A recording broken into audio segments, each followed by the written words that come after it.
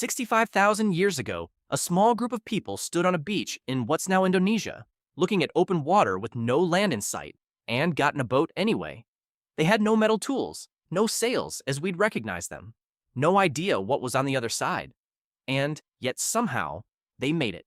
That single crossing is one of the reasons roughly 8 billion people now live on every continent except Antarctica. So how did a species that started out in one part of Africa end up everywhere? Turns out, the real story isn't one migration. It's several, some of which failed completely. And the most recent evidence is rewriting big parts of it. The first hominins to leave Africa weren't us. Homo sapiens didn't even exist yet. Stone tools found at a site called Ubeidiya have recently been redated to more than 1.9 million years old. Genetic evidence even suggests contact between African and Asian populations by about 1.5 million years ago. An earlier version of us had already been walking across continents for over 1 million years. Our species didn't leave Africa once and succeed. We tried, repeatedly, and mostly failed. Those groups pushed out, and then, as far as we can tell, they died out.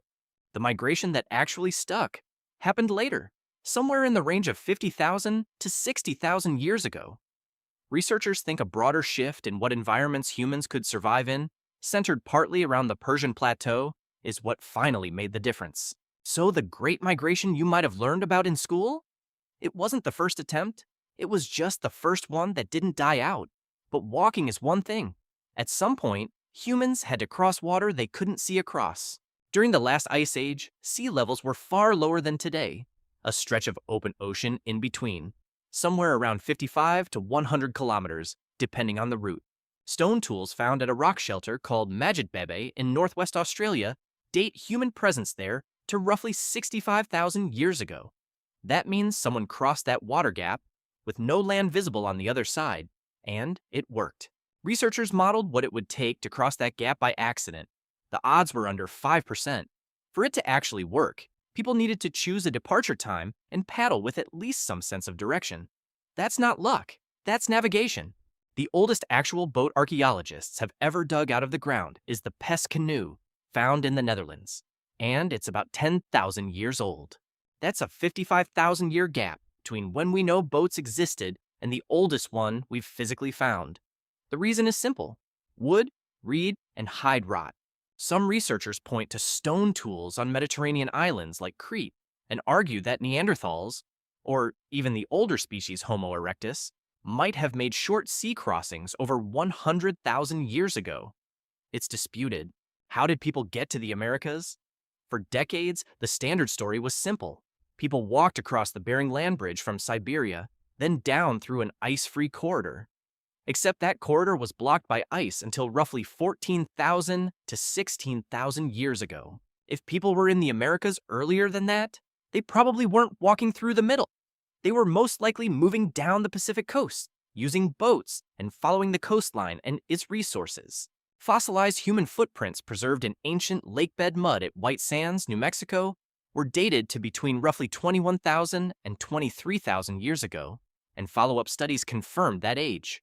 The ancestors of Polynesians originated in Taiwan, and over thousands of years, island hopped through the Philippines and Indonesia, reaching the Bismarck Archipelago roughly 3,000 to 3,500 years ago, before pushing further out into the open Pacific.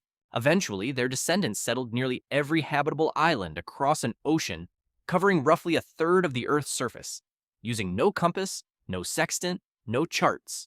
Just memorized star paths, wave patterns, and cloud behavior. Even in the 20th century, Thor Heyerdahl tried to prove Polynesians actually came from South America. Sailing a balsa raft called the Kon-Tiki in 1947? He was wrong.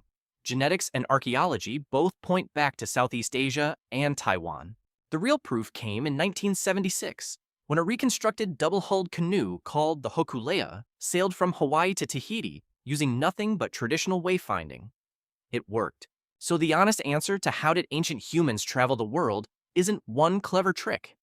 It's this: for over 1 million years, humans kept trying, kept failing, and eventually kept succeeding, until there was nowhere left on Earth they hadn't reached.